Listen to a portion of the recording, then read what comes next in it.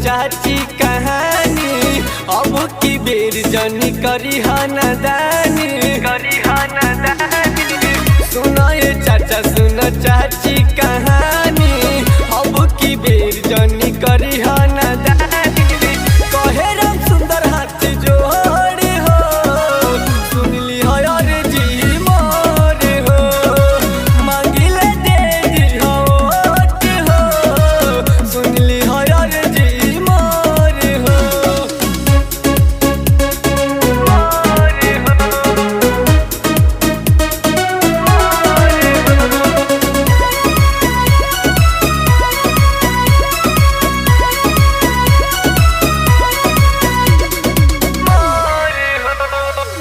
रतिपुर प्रथम के बाड़े प्रतिजासी, गौवा बावाड़े के हमन निवासी, जिला पंचायत में इनके जीतई हा, भैया के संगे भौजी वोट देवे आई हा। इहे बा गुड्डू जी के सोर हो, मांगिले दे दी हा वोट हो, इहे बा यार जी मोर हो, मांगिला दे दी हा वोट हो, मोर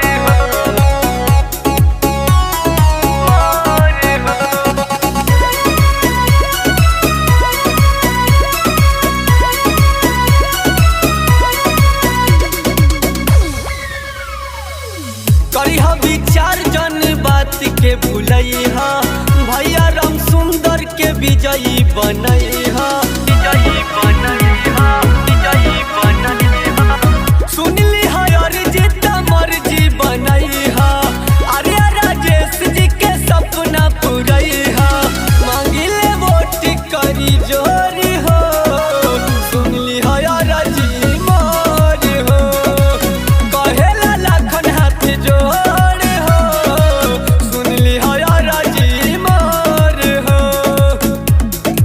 सुनो ये चाचा सुनो चाची कहानी, अब की बेर जनी करी हनदानी। सुनो ये चाचा सुनो चाची कहानी, अब की बेर जनी करी हनदानी।